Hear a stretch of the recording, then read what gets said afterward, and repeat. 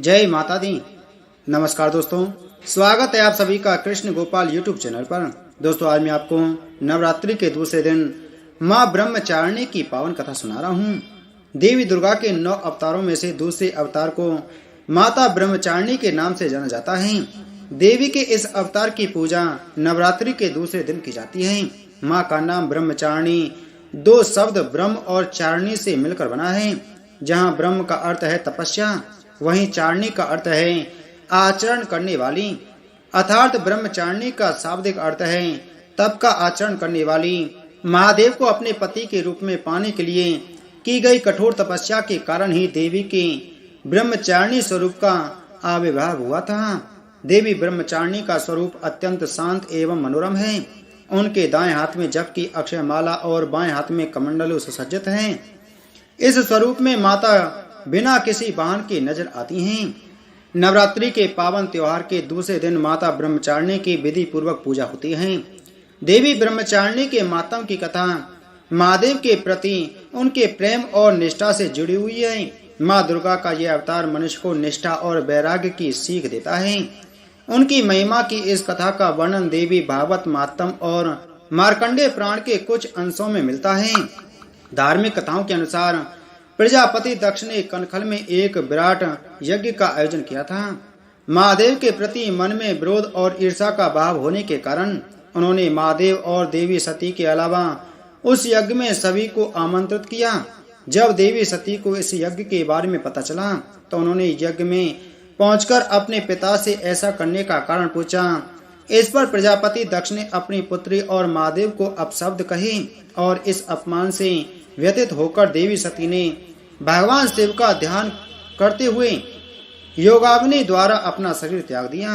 माता सती के आत्मदाह के बाद समस्त सृष्टि जैसे श्रीहीन हो गई थी और महादेव भी उदासीन हो गए थे। देवताओं ने महादेव की ऐसी हालत और दानवों के उपद्रव से त्रस्त होकर आदि शक्ति का ध्यान किया। तब देवी आदि शक्ति ने सभी देवगणों को आश्वस्त किया कि वह बहुत जल्दी पर्वतराज हिमालय के घर कन्या रूप में अवतरित होंगी। यही कारण है कि कालांतर में देवी ने हिमालय और मीना के घर जन्म लिया। पर्वतराज की पुत्री होने के कारण देवी पार्वती शैलपुत्री कहलाई। ऐसी मान्यता है कि एक बार हिमालय ने देवर्षि नारद से देवी पार्वती की जन्म पत्रिका को ठीक से जांच करने का आग्रह किया था। देवर्षि ने देवी पार्वती की जन्म पत्रिका देखकर यह बताया कि आगे जाकर वह त्रिलोक के स्वामी महादेव की संगनी बनेंगी।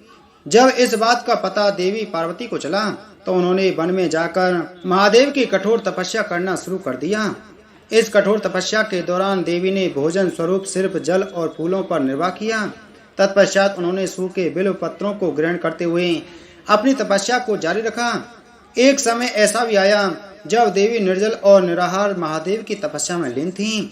महादेव को पाने के लिए देवी की इतनी कठिन तपस्या के साक्षी सभी देवी देवता एवं ऋषि मुनि बने और उन्होंने देवी पार्वती की इस तपस्या को अभूतपूर्व बताया। जब देवी की कठिन तपस्या के कारण उनका शरीर कमजोर हो गया था, तब सभी देवताओं और ऋषियों ने इस तपस्या से प्रसन्न होकर उन्हें यह आशीर्वाद दिया कि उनकी सभी इच्छाएं पूरी होंगी और उनका विवाह महादेव के साथ ही संपन्न होगा। मान्यता तो यह भी है कि देवी का यह स्वरूप भक्तों को अनंत फल प्रदान करने वाला है। उनके इस स्वरूप को समस्त विद्याओं की जननी माना गया है और इस स्वरूप में देवी सफेद वस्त्रों में नजर आती हैं। नवरात्रि के दूसरे दिन देवी ब्रह्मचारिणी की विधिवत पूजा की जाती है। इस दौरान कुंजिका स्तोत्र का पाठ करने के बाद दुर्गा सप्तशती का पाठ करते रहना भी अत्यंत हितकारी माना जाता है। माँ दुर्गा की नव शक्ति का दूसरा स्वरूप ब्रह्मचारिणी का है। माँ दुर्गा का यह स्वरूप भक्तों और सिद्धों को अनंत फल देने वाला है। इनकी उपासना से तप, त्याग, वैराग्य, सदाचार और संयम की वृद्धि होती है। ब्रह्मचारिणी का अर्थ तप की चारिणी यानी तप का आचरण करने वाली। देवी का यह रूप पूर्ण ज्योतिर्मय और अनंत भव्य है। इस देवी के दाएं हाथ में जप की माला है और बाएं हाथ में यह कमंडल धारण किए हुए हैं। ओम देवी ब्रह्मचारिणी नमः। अर्थात जिन देवी का ओमकार स्वरूप है उन सर्वोत्तमा देवी ब्रह्मचारिणी को हम सभी नमस्कार करते हैं। मानता है कि देवी ब्रह्मचारिणी की आराधना करने वाले भक्त शीघ्र ही समस्त भोगों के सुख को भोग कर अपनी आत्मा का कल्याण करते हैं और ब्रह्म तत्व की प्राप्ति करते हैं। हमें भी माता की शरण प्राप्त हो ऐसी भावना होनी चाहिए। देवी दुर्गा के ब्रह्मचारिणी अवतार की कहानी हमें ये सीख देती है कि तप, त्याग, सदाचार, परिश्रम और संयम का मनुष्य जीवन में कितना महत्व होता है। मनुष्य अगर कठोर परिश्रम करते हुए अपना जीवन यापन करें तो उसे अपने मनोवांछित फल की प्राप्ति अवश्य होती है। जिस प्रकार अत्यंत मुश्किल परिस्थितियों में भी देवी ब्रह्मचारिणी ने अपनी तपस्या का पथ नहीं छोड़ा, उसी प्रकार मनुष्य को भी परिश्रम का पथ नहीं छोड़ना चाहिए। बोलो माता ब्रह्मचारिणी की जय।